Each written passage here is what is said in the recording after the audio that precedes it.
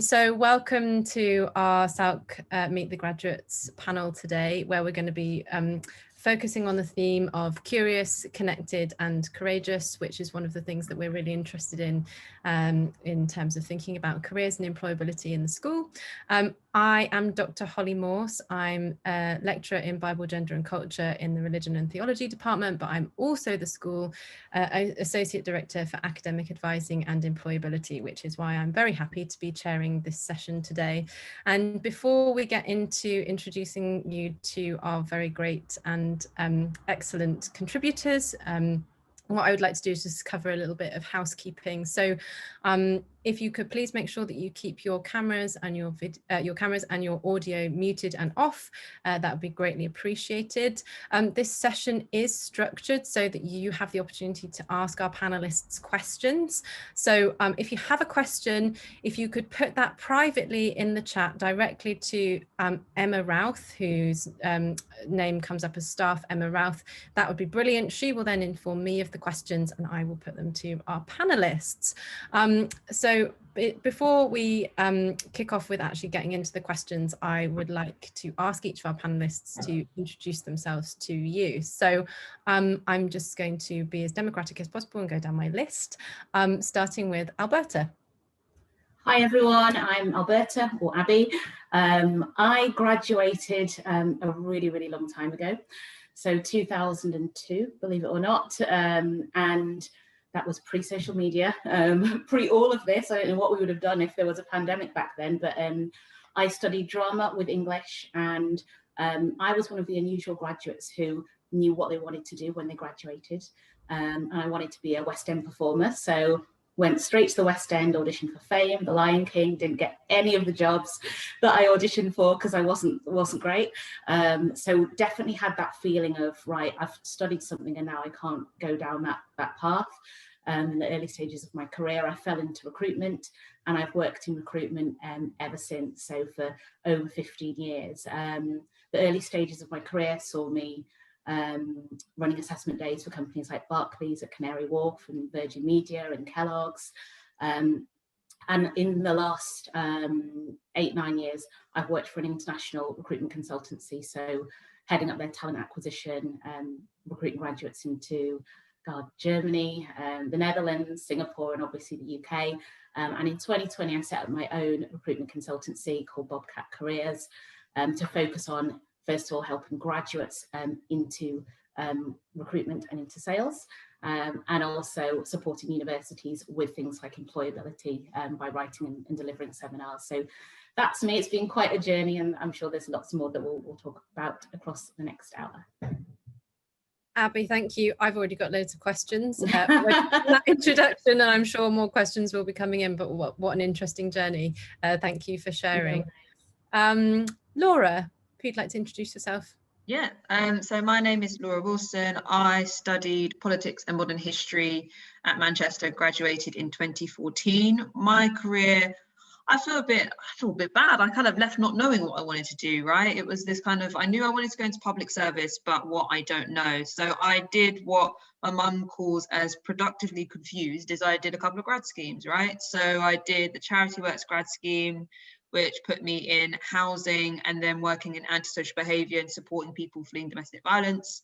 Then I went into local government. I did the NGDP, which is a 2-year grad scheme, lots of different placements there. And now I am the recruitment lead for the NGDP, which is a 2-year grad scheme, placing people in local councils up and down the country. So yeah, I guess that's me in a nutshell. Great, amazing. Another really interesting journey. And it's great to have people with 2 different perspectives already. I definitely knew what I wanted to do and I didn't know what I wanted to do. So that's really great. And because I'm sure we'll have people at either end and across that spectrum listening today. So thank you very much for your intro. Amber, would you like to introduce yourself? Yes, yeah, hi everyone, I'm Amber Jagot, and at the moment I'm the Legacy Development Manager at Curie, so I work in the charity sector.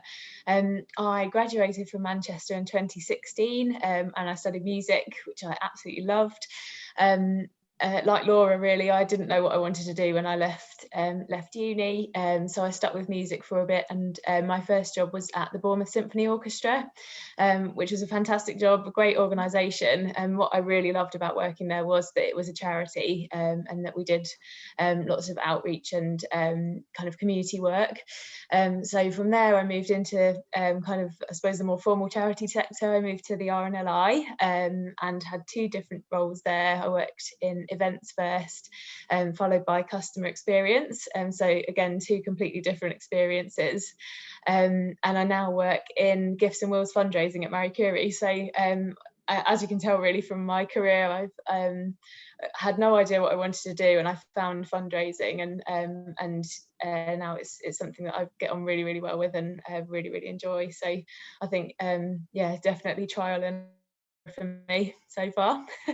Great, thanks, Amber. And I've already got some questions maybe that I'll come back to each of you, and I'm sure will probably relate to the next 2 speakers as well, about, you know, how you make your way through that journey and how things become evident to you as you're doing the job rather than pre-planning. So maybe we could talk about that next. But before that, Emily, could you introduce yourself, please? Hello, yes, thank you this is really great to be invited here to be able to do this, so thank you very much for the invite. So I graduated in 2017. I was doing the same course as Laura, did politics and modern history, and loved my course, and always sort of knew that I wanted to become a journalist, but had no idea of how to get there or what exactly I wanted to do. Didn't have any connections in the industry at all, but being placed in Manchester, obviously such a great place to be for journalism. The BBC is there and lots of other independent production companies. I really sort of immersed myself in trying to get work experience, and also using the student media that Manchester is so great at being able to do so. Had a radio show, I think, in my 3rd year with a couple of my friends, where we just sort of, if it was really bad, like we just sat around and sort of discussed topics and what was going on in the news that week. But it was really good to get that first sense of what I enjoyed doing and what I would like to go on to do. So straight after my degree at Manchester, I went to Sheffield Uni and did an MA. So I had my journalism qualifications. So we did news days there. So I'd learn how to find stories and how to broadcast them and how to tell them. And yeah, it's led me to do my role, which I'm currently in at the moment. So I'm a reporter for global radio stations, which you might have heard of them as our individual brands. So Heart, Capital, Smooth, the music brands. And then we also have LBC, which is a 24-hour talking news radio station, which we have different reporters around the country, and we tell our own regional stories into LBC. So I'm currently stationed for the east of England and cover Norfolk and Suffolk. And I think that's about explanation of what I do. It's a bit complicated. Great, thanks, Emily. And yeah, if anybody's interested in media, then that's a pretty useful journey through how you've made your way to the point that you're at. Thank you, really interesting to hear your journey. And now we'll go to Louis, please. Thanks, Holly, and hi, everyone. Yeah, my name's Louis Delverto. I am a languages graduate from 2013. I studied Arabic and Farsi when I was at Manchester, which in a roundabout way led me to the charity sector. I didn't really know what I wanted to do, and I kind of discovered it when I was at uni. Because of diplomatic tensions, we couldn't go to Iran during my time at uni, kind of similar to, like, I'm sure a lot of people haven't been able to travel abroad this year. So to kind of supplement my language learning, I started volunteering at a refugee centre, and from there my love for working in the charity sector developed. I worked at Citizens Advice for the National Citizen Service, and I now work for Teach First. Kind of come full circle, recruiting graduates from the University of Manchester specifically to join our training programme. So if anyone has any questions about the charity sector, graduate recruitment, or applying to Teach First specifically, do feel free to give me a shout. Great, thank you so much. Again, another super interesting journey. Wow, what a brilliant panel. So while we'll kind of forge ahead. I've got some questions that have already come up for me, but obviously this isn't about me. This is also about the students who are here with us and listening. So please, if you're as part of the audience, do send your questions over to Emma so that you can kind of have your say and hear what you'd like to hear about. But before we kind of have any questions emerging, I'll carry on. And I'm so interested by everybody's journey. You know, each of you have kind of come to your careers in obviously very different ways as individuals, but there does seem to be a theme of kind of working out your way as you go. And I'd really like to hear a bit more about that kind of individually. So if I come back to Abby, you know, you said that you initially had something that you were really sure you wanted to do, and then that changed. So, you know, how did you deal with that? If that's an okay question for me to ask, like, what were the strategies that you used when you had to change your plans, and what was it that kind of led you to the place that you got to? Okay, thank you for the question. I think I'm very, very unusual in that I knew what I wanted to do. So over the, you know, however many years, nearly every graduate I speak to doesn't know what career path they want to go down, regardless of what they've studied. And for me, I couldn't get my dream job. So then I thought, okay, I want to do something that relates to my dream job. When I looked around, and I ended up getting a job at Urbis in Manchester, which is by the Printworks. It used to be a museum of the modern city. So you would go around and you would see things that you would see in a modern city, like a bus stop, or I don't know. And I would be there dressed as a tramp with a guitar, like singing, or I would be a woman in a house kind of doing the washing. And I did that for a year, and it really made me rethink what was important to me in my career, because I had followed my passion. I was doing what I really, really loved, which is performance.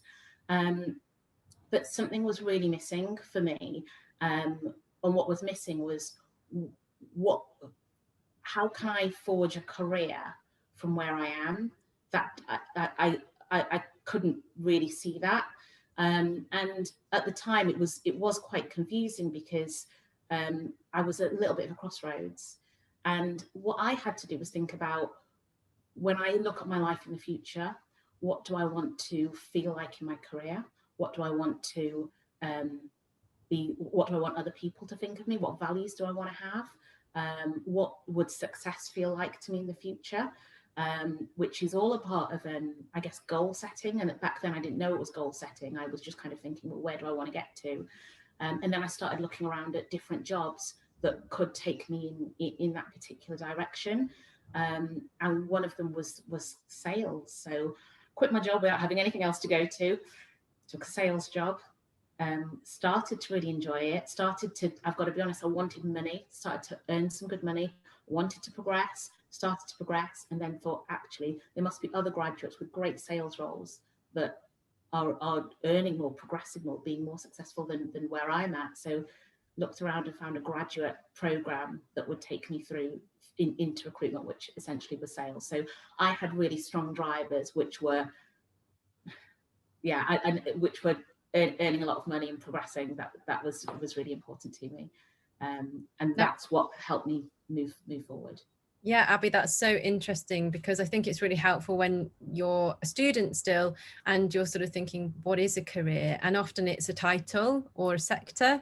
And actually it's really helpful for you to say, really, it's a bigger series of questions in terms of what do I want? And that can be more general than just, I need to get to this particular place. It's what makes me tick, and what are my different visions, short term, medium term, and long term. So I think that's some really helpful advice there, that I think changes the way that we might think about careers sometimes.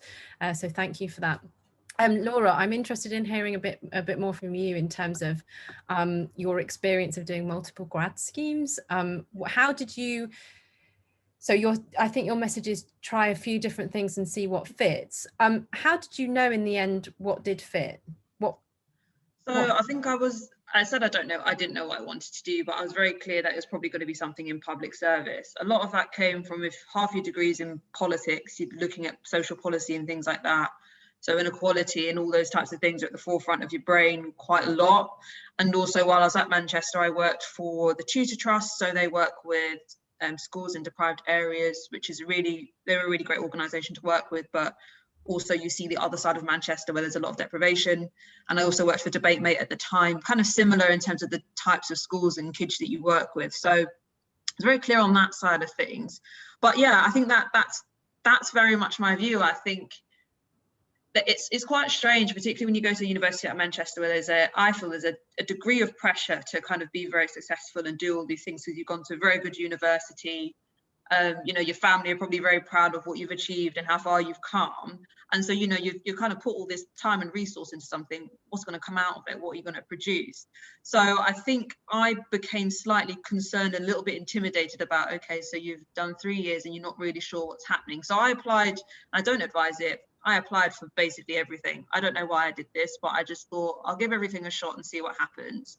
Assessment centres, all assessment processes, which Abby will be able to tell you, are, in my opinion, just about as much about you selling yourself to the employer as the employer selling themselves to you, and you understanding if it's the right place for you. I did some assessment centres in, you know, reputable organisations. Probably about 10 minutes in, I thought, what are you doing here? This isn't the place for you. And I did others like the Charity Works one, and I thought, yeah, I feel I could probably build a bit of a career here. So I've done lots of things. So like I said, I was a housing officer for a little bit. I worked in domestic violence for a little bit. I worked in children's services, commissioning, adult services, regeneration, housing. So it's broad, but for me, I think try everything in a way that's constructive and challenging and going to push you. And this is why I lean quite heavily on grad schemes. But I think I knew what was right for me when, it probably sounds a bit cheesy, when I could, one, see the impact that I was making in my work. So the job I had before this was commissioning services to prevent homelessness. So working with charities like St Mungo's, Citizens Advice, and actually putting in services and resources so people had somewhere to go before they fell into homelessness. And for me, it was around being able to see that impact, being able to feel good about the work that I do, and understand the change that I was delivering. And that for me is a motivator. Of course, like, people sometimes think if you work in the third or public sector, you don't want to progress. There was a money element involved, hence why you go on grad schemes, because they push you up the ladder a bit quicker. But for me, it was that kind of progression and having more senior roles was largely because you get to influence more. It's largely because you get to deliver more and you get to shape change. So I think I knew what was right when I felt that I was really passionate about my work, when unhealthily I would work extra hours, because actually if I did, it meant that the services were right and we were supporting the right people. So that's not really an answer, but I think, you know, when work doesn't feel necessarily like a really painful chore, when you can bring a lot of yourself into work, and when you're committing your time, and maybe more time than you should, and actually it doesn't pain you in the way that perhaps it would if you weren't in the right place. Yeah, that's a very interesting answer. Thank you. As somebody that works in education, I understand the passion of working outside of hours and going the extra mile to, you know, make sure that what you do makes. I don't advise it. Sorry, that well-being wise, don't do it. I'm just saying from my personal perspective. Yeah, but it happens, and it's more that it's an indicator that it's a kind of source of passion, and you know, that sometimes you know, what you're doing in your day-to-day life and what you're doing in your job, those boundaries do cross over with one another, and sometimes that's how a career kind of forms. Thank you, Laura. Okay, the next person that I'd like to speak to is Amber. Amber, you also had quite a varied journey in terms of how you got to your sort of current spot. So I guess I'll ask you the same question. How did you know when the fit was right? I think what was really important for me was just thinking about what I really enjoyed, what kinds of skills I enjoyed using, and also what sort of skills I had developed as well. So throughout my career, I've always looked ahead, and I think that's a really nice way of looking at it as well, because then you can be ambitious and think, actually, what is this leading on to, and what do I need to develop in this role to help me to get my next role. You know, I've always been really lucky to have really supportive line managers as well, who have helped me to shape that. I think looking at, even if you're not actively looking for a new role or looking for what you want to move into, having a look and seeing what interests you and what's on the job spec that you think, actually, I've got that skill, or I've got that experience, or I haven't got that skill and I haven't got that experience. And what can you do in your current role or in your free time to develop some of that? So I think that's definitely something that's helped me, is just kind of really horizon scanning and looking for what's out there and what I might be interested in doing. The other thing that's really shaped my career was just taking up as many development and training opportunities as I could, really. And one stands out, which was a fundraising masterclass that I was invited to when I was at RNLI. And it was at a point in my career where I was trying some different things and developing some skills that I thought I was interested in. And I went to this really, really inspiring workshop for 2 days.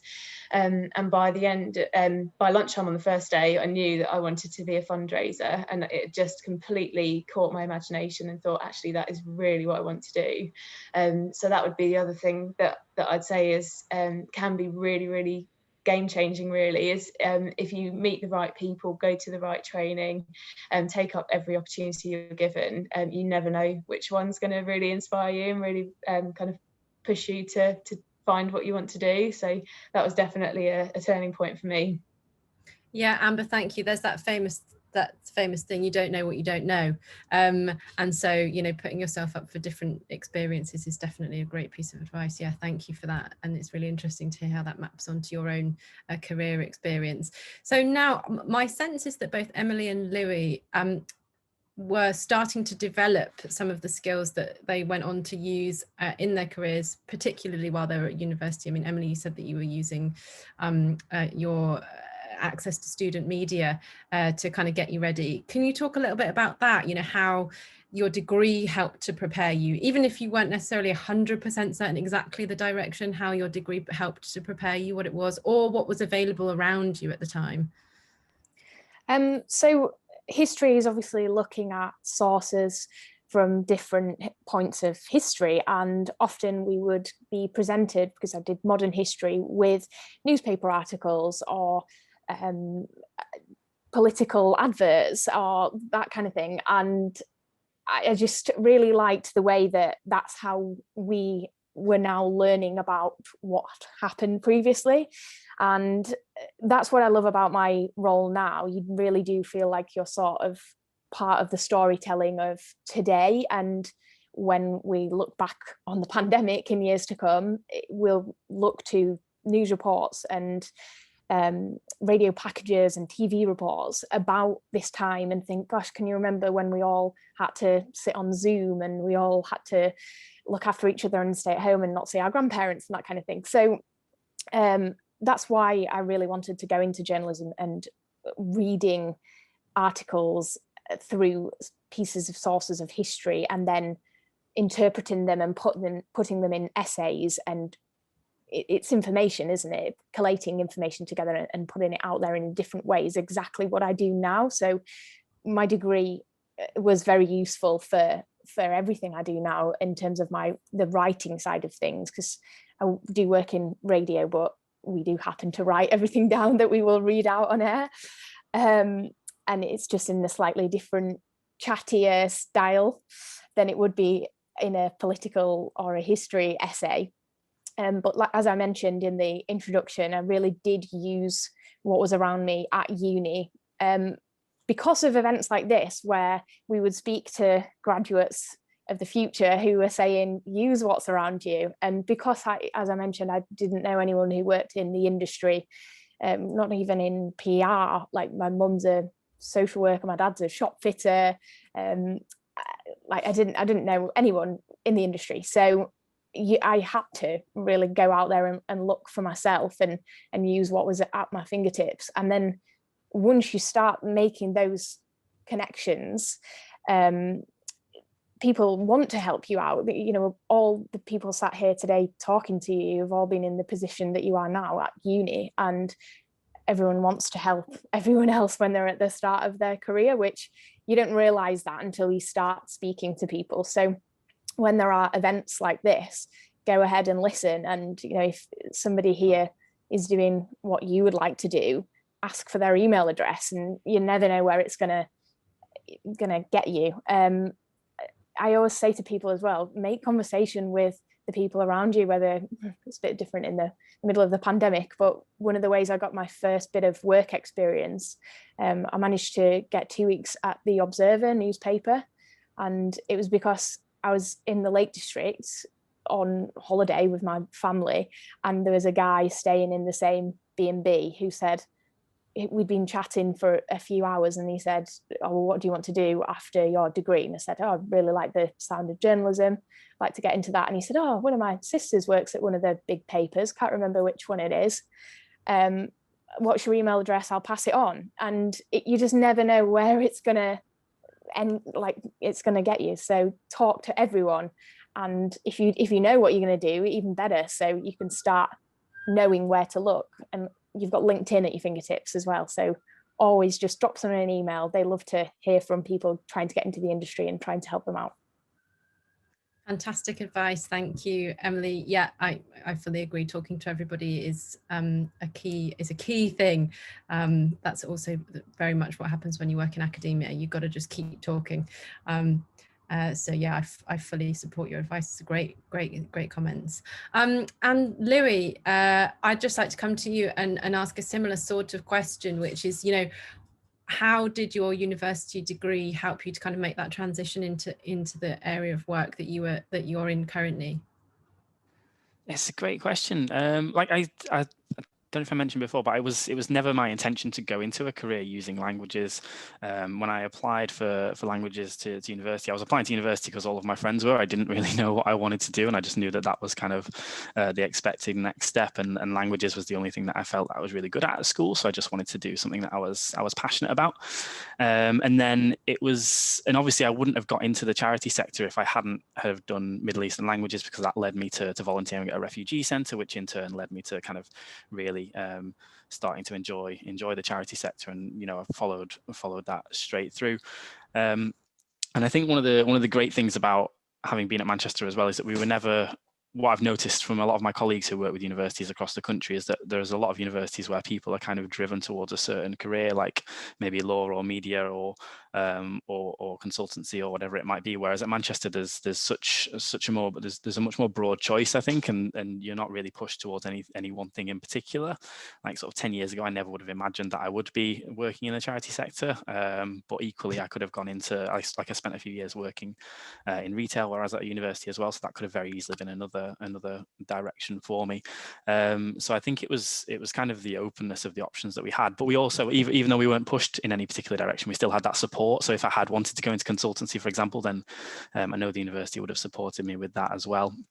So I don't think it was the degree specifically that I don't think because I was never focusing on a career through my degree, it was never the degree specifically that drove me towards the charity sector, but it was just my kind of eagerness to explore what was out there. And I think that was kind of one of the topics of today, wasn't it? Was curiosity and trying to see what is out there. So for anyone that is soon to graduate, I think, as someone mentioned before, like explore all the options that are available, see whatever is out there, because there's going to be opportunities for you to try stuff that you do want to do, and there's going to be opportunities for you to discover things that you really don't like. And it's really important to do that now while you have the chance to do so in this kind of judgment-free environment, to see what it is that you do and don't want to do. So that's probably my key tip, really. Great, thank you. Yeah, and that's also super interesting in the sense of, you know, just trying different things outside, not necessarily coming immediately from your degree, but maybe things that kind of just that do come up in relation and then can take you off in a sort of separate direction or a related direction. So I think that's really helpful. Yeah, so we've already started, because you're brilliant panelists, to touch on the theme of today, which is curious, connected, and courageous. And so I'm just gonna leave that as a relatively open sort of statement and ask each of you to kind of comment on that in terms of relation to your career. So we'll go back round as in the order that we've already done. But Abby, if I can start with you, have any of these qualities been especially important for you in your career? I would say all of them. And when I got the topic, it really made me think, goodness me, in my line of work, every single day, you have to be curious, you have to be connected, you've got to put yourself out there and be courageous. So a really, really great topic to discuss. And I think, you know, right at the early stages of my career, coming out of university, that's when you're almost fearless, because you haven't had, you know, you haven't had so many experiences of maybe client, you know, meetings that haven't gone well. You haven't had as much rejection, but you still can be fearful. And I think what I'd say to anyone at this point in their career, don't be afraid to put yourself out there. In what I do, I spend a lot of time on LinkedIn. And I connect to a lot of people, or I try and connect to a lot of people. I try and contact a lot of people on LinkedIn. And I think going into your job search now, it's really, really important to use that as a platform. So everyone spends a lot of time on social media, but very little time on LinkedIn. I think you have to absolutely put yourself out there. If you're working in the private sector and if you're in your job search, the two are really interlinked. Your future manager, your future boss is definitely going to be using LinkedIn. So be proactive on there, connect with people, speak to people, ask them questions, and use it as a real networking platform. So in recruitment, obviously, you know, we're looking for candidates, we're looking for clients, and we're connecting the two. Networking, putting yourself out there is massively important. So yeah, every single day, that or those, you know, those three qualities, you got to have them. But I don't think that's exclusive to recruitment. I think whatever career you're going into, you know, every experience you have is probably something you haven't done before. If we look at the global pandemic now, everyone's in a situation we haven't looked at or done before. So yeah, it really resonated with me. Great, thank you, Abby. Yeah, and I agree in some ways. You know, that the question of courage is that probably everybody is feeling nervous, and everybody is also trying to get themselves to a position of courageousness, because it's kind of part of the experience that you sort of you move between those two spaces, and you kind of support yourself and others with that experience. So it's really interesting to hear you talk about both of those ends of the spectrum in your own experience, and sort of fostering that, fostering other people to kind of negotiate that. Laura, how about you in terms of curious, connected, and courageous? Any kind of key messages that you've sort of taken away from your experience so far? So I would, similar, all three resonate quite strongly, but I'd say if I had to pick one or two, it would definitely be curious and connected. So connected, largely because of what Abby said, right? A lot of what I do now and what I've done before has been around the more you can form better networks and connections with people, often the better you can perform in your role. And I mean that from, you know, if you're a grad and you're looking to understand how to apply for grad schemes and progress your career and understand about different career routes, events like this, following up with people like this, are a brilliant way to kind of understand how to navigate that space and to figure out what your career path and journey might look like. From a personal note, obviously I work in the public sector, so I have spent a lot of time making sure I understand the needs of communities, connecting with the most vulnerable in society, and building a provision to try and alleviate some of those issues that can come from that. And I think curious, again, it's a bit like I said, I am not really a believer that unless it is actually for you, that you necessarily have to come out of university with a really clear blueprint of what your life's going to look like over the next 10 years. I think it is around, you know, coming to events like these, looking at what kind of paths and things that people have gone down, and trying out different things, not being afraid to go into a career or take a job that actually you're not 100% sure about, but there are elements to it that might work for you.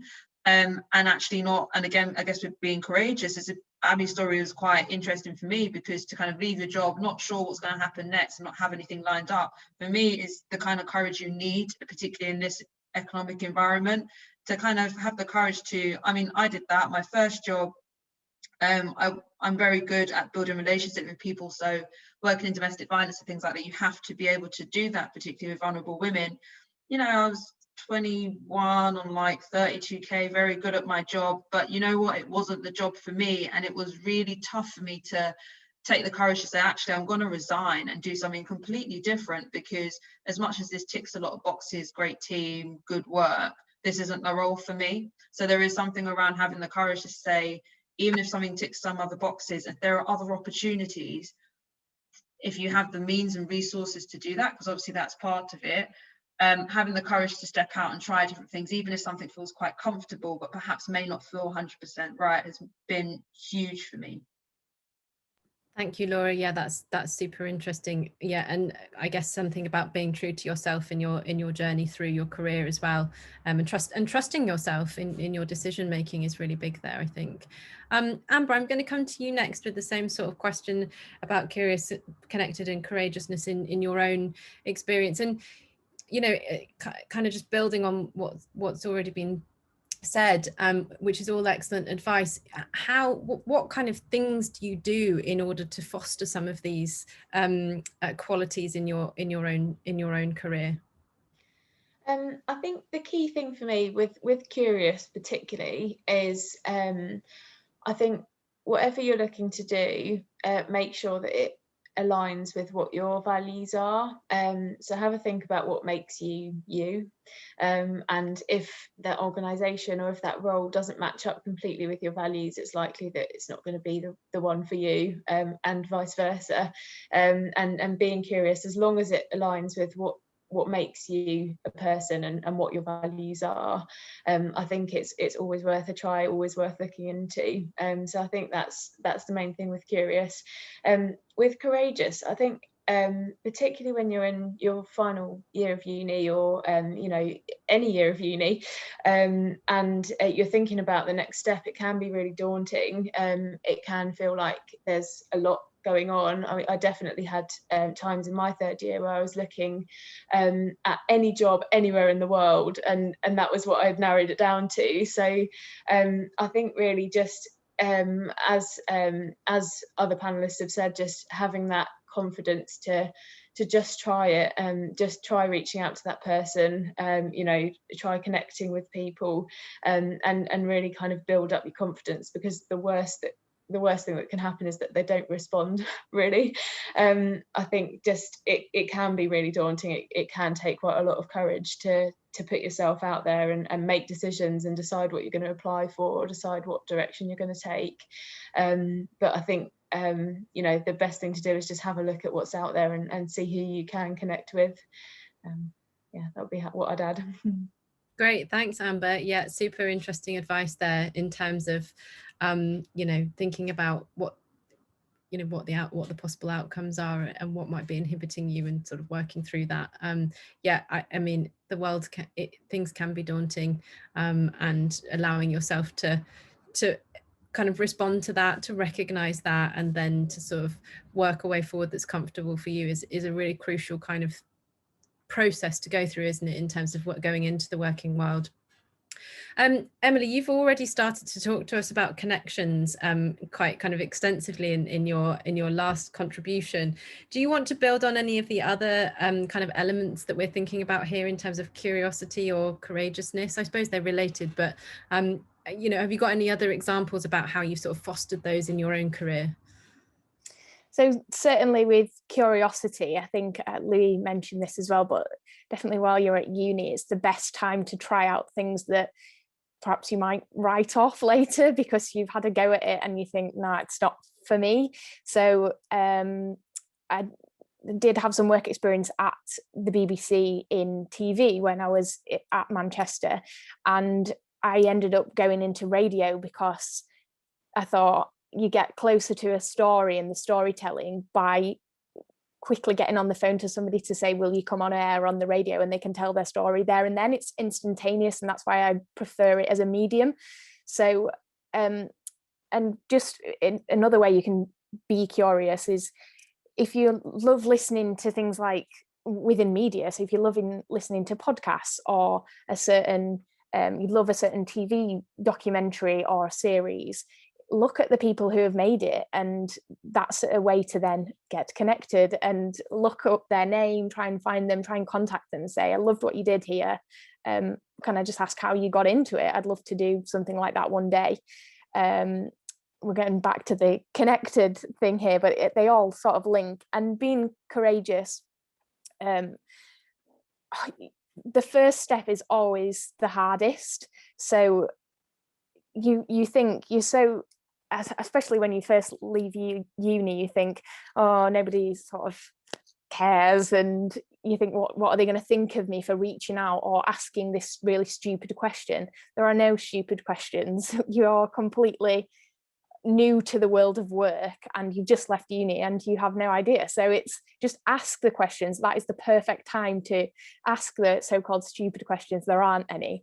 And just take that first courageous step, and you'll look back on it and think, gosh, where I am now, and I thought I was being courageous now, and now look what I'm doing. So it's like the first time I had to do a sort of live report on a news item, I was terrified, I was shaking. I had this piece of paper that was shaking and you could hear it on the actual report. And now I look back and I think, if I'd never got over that first hurdle, I wouldn't be doing it as often as I am now. And it's the same thing that applies here. You just have to be really brave in that first step, and you never know where it's going to take you.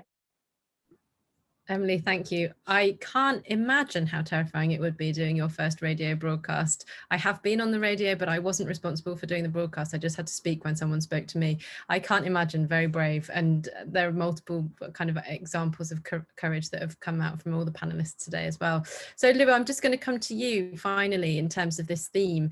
You know, in your particular sector, in your experience, you know, how do these themes map onto your own experience?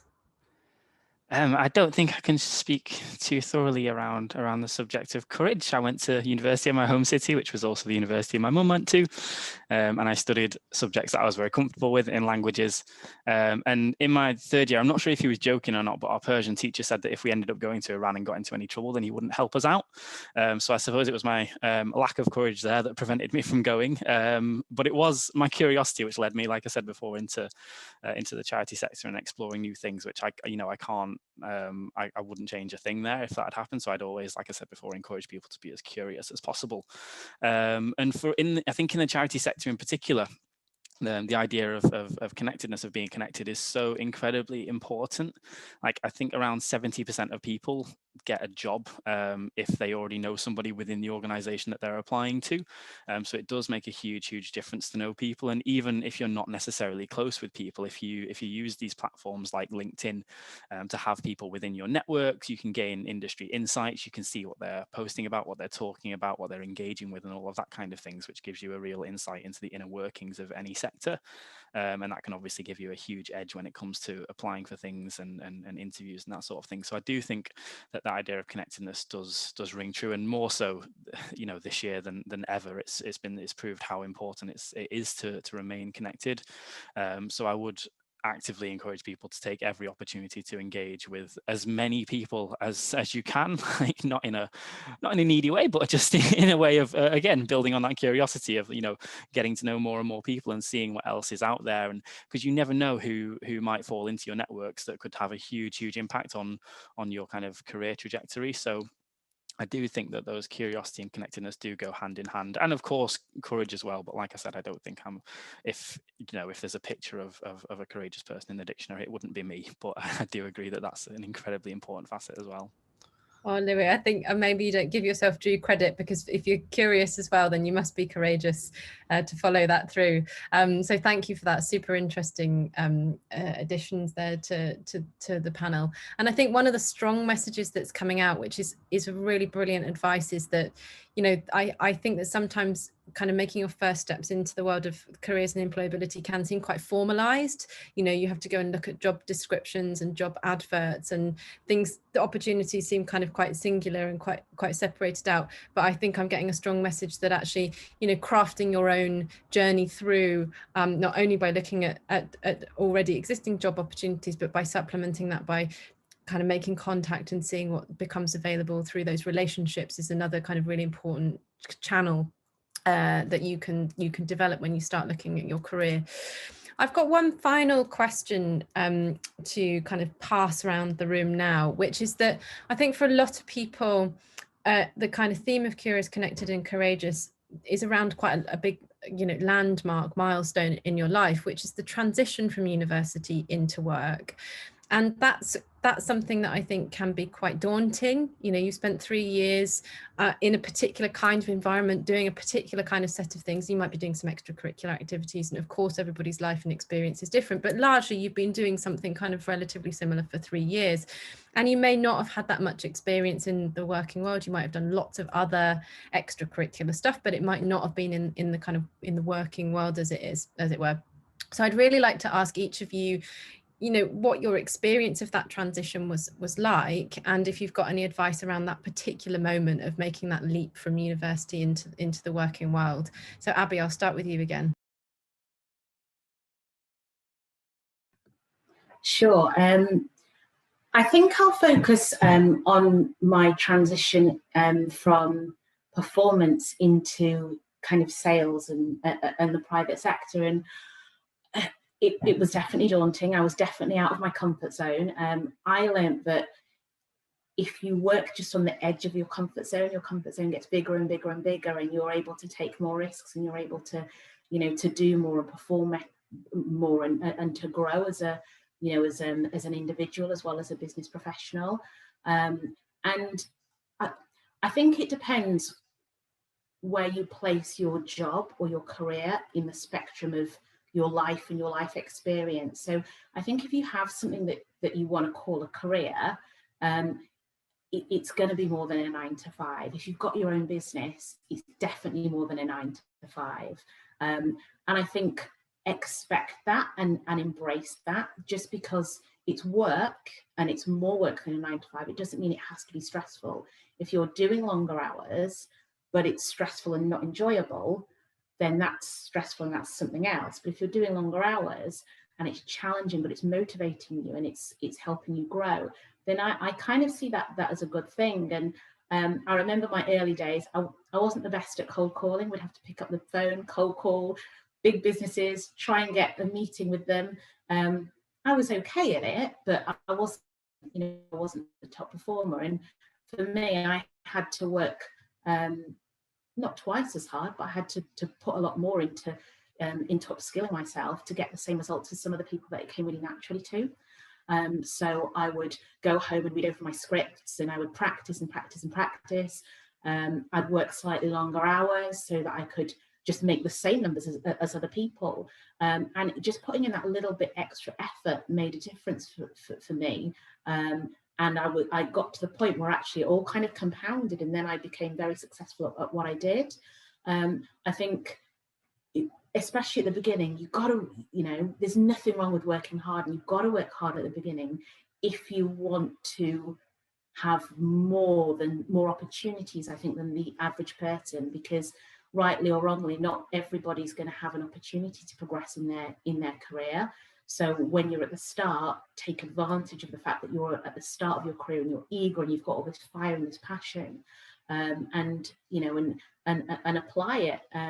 But you know, what I would say is, when you're at work, be focused and be 100% at work. But then equally, when you're not at work, switch off and be present in that moment of enjoying yourself and your family life or your friendships, and be present in the moment. So the transition into the working world can, you know, it can seem a little bit strange, it can seem a little bit unusual, but when you think back, probably the transition into university was probably a little bit strange and unusual as well. So just embrace that, because you're evolving as a human, as a person, as well as, you know, just going from just the process of going from uni to employment.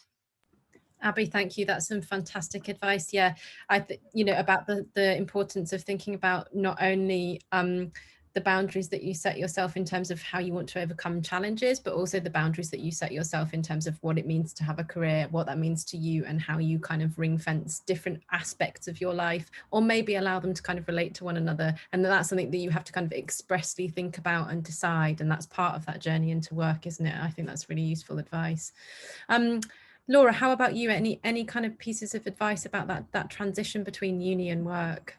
I would say anyone that works in grad recruitment, this is probably the #1 question you get from your new grads that are starting, maybe having a bit of a panic because you've done so well to get to where you are, and then you've got to do a job, and it's a bit, I remember I was so intimidated. So I've written down a few things that always come, that I wish I had known when I started my first job. So first things first is to not put too much pressure on yourself. You are there to learn. Everyone knows you're new, and everyone knows you do not necessarily have the direct experience in what it is you're here to do.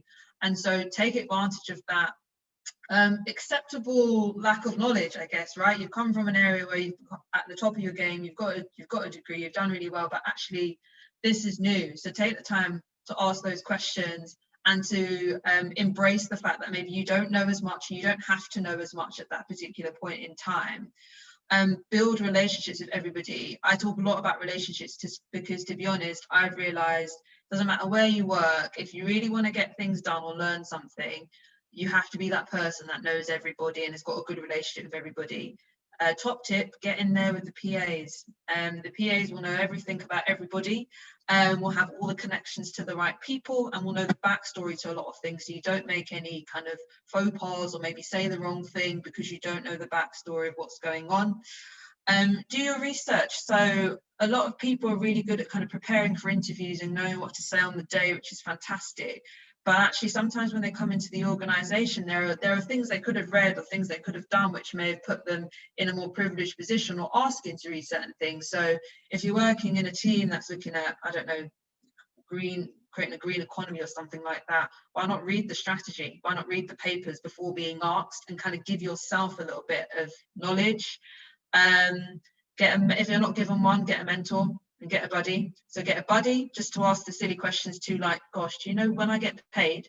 And then the mentor, let that person be your career guide, your steer, that place of challenge, and get someone that's going to challenge you. I ironically picked someone to mentor me that was very much like my mother, which on reflection is quite strange, but actually my mum's quite a fierce woman in her own way, loving but fierce. And I needed that actually at work. I needed someone that was going to push me out of my comfort zone and make sure I embrace all the opportunities. And then it's being curious. So being curious and doing the extra. So ask if you can shadow meetings, and you can join in on something that perhaps maybe you don't have anything to say, but being in that environment will help you learn and expose you to more. And really ask about people's journeys. Sometimes you can come to these workplaces and it can be really intimidating because it looks like these people had their life planned from birth. And then you speak to them and actually, yeah, it has been a little bit of patchwork. Maybe they did this for a little bit and actually decided it wasn't for them. So they tried something else. And so I'd like, just remember that not everyone's journey is clean and planned and really beautifully structured, and maybe yours isn't feeling that at the point. So talk to people, understand their journeys, and try and learn from what they've done as well. So that's what I'd say on that. Yeah, Laura, thank you. Yeah, that sort of management of your own expectation about what the world of work is like and what everybody else is in your kind of working community is really important, and definitely really helps alongside all those other pieces of advice. Amber, how about you? Any top tips from your experience of making that big jump between university and your career path? I completely agree with everything that's been said so far, so I won't add too much. I remember it being a really, really exciting time, because for the first time really in my life, and for it would be similar if you're graduating this year as well, it's the first time where you don't have kind of 3 years planned out for you or 5 years planned out for you, depending on your degree course or being at school. So it was really exciting to think actually I can take real control of what I want to do, and if something's not quite right for me, or if I want to progress, that I can do that in my own time, and it's not been scheduled out for me. So I remember that being really exciting. And the other overwhelming thing I really remember from transitioning is thinking, I've come from university where I've got a lot in common with all of my peers. We're all going along the same journey together. And suddenly I'm in the big wide world and I've got to speak to grown-ups. And I can remember thinking that was really daunting. And it maybe took kind of 3 or 4 months for me to realise that they're all just people. And you settle into that really quickly. But I do remember thinking, oh gosh, I can't talk about, the Students' Union anymore, or, going out to the city or whatever that is. It took a little bit of adjusting. So I think just that will be something to be quite courageous about, but you settle into it in no time. Yeah, Amber, that's a great point. Yeah, because there's all the stuff that you do kind of in work, and then there's the wider sort of network of things that happen once you're outside, and you know, that changes to a lesser or greater degree depending on where you go after uni, whether you stay near to where other people have stayed that you've had your degree with, or whether you go home to, you know, so your community of people might change. And yeah, having that sort of like emotional readiness to do that and to feel okay about it when there is that transitionary period is a really helpful thing to kind of, you know, make people feel comfortable with. Okay, Emily, how about you in terms of your journey between university and your job? You know, what would your top tips be in terms of preparing people for doing that? I don't know what more I can add really, because these tips have been awesome. I wish I had this advice before I went into the working world. Just probably one other thing I'd add to Laura's list when she said that you give yourself a break when you might not know everything, but also don't beat yourself up when you do make a mistake, because that's cliche, it's how you learn. I can't tell you how many terrible mistakes and you think it's the biggest deal in the world, but nobody's died, everything's fine, and that is how you learn, because you think, I'm never going to do that again. So don't beat yourself up, don't dwell on it, don't have sleepless nights about it, because tomorrow's a new day. Just go and give it your best, and if you make mistakes, everyone else around you has also made the same mistakes. Great advice, Emily. Yeah, having a mantra for mistakes is quite helpful. You know, if you've got something that you can always say to yourself when you go, that's happened, and you can just talk yourself through that process and recognize that, yep, everybody does them, it's just part of life. And you know, and sometimes, you know, once you've done one mistake in a particular career path, if there's a next one, it doesn't feel so major or so bad because you've survived the first one. And I think that's really good advice. Lou, I'm going to come to you last, and so don't feel that you have to add anything particularly new, but if you knew what you know now then, in terms of leaving university, what was big for you? Yeah, struggling to think of much new, but I think one thing that I've taken or I've learned over the last few years is that transition from university to the working world isn't just one isolated period of time. Like, you don't just have one opportunity to get from where you are to where you want to be, and then the opportunity is gone if you miss it. Like, you might make mistakes, you probably will, everyone does, but as long as you can learn from them, it's fab. And yes, university will stop and then work will start, but you are still transitioning, and you'll probably never stop transitioning. Like, if you apply to, you know, PwC or Teach First or KPMG or Charity Works, do their grad schemes, and you're unsuccessful, that's not the be all and end all. Like, the same opportunities will come up. Additionally, new and better ones will present themselves as well. So never let them kind of knock you back too far. As long as you can learn from them and move forward, then you won't go far wrong. I actually think that's an amazing piece of concluding advice, because in some ways you're helping us to problematize the idea that there's just one transition from university into your career and then that's kind of it. But actually you'll be going through change, and it's a journey, isn't it? And therefore there are lots of different moments where you have to kind of reevaluate and take new opportunities and so on. So I think that's a really helpful thing to kind of conclude on there. So I make it 3 o'clock on the dot, which means that we have been very timely in our conversations. It's been an absolute pleasure to talk to each of you. Some really fantastic advice, such interesting stories.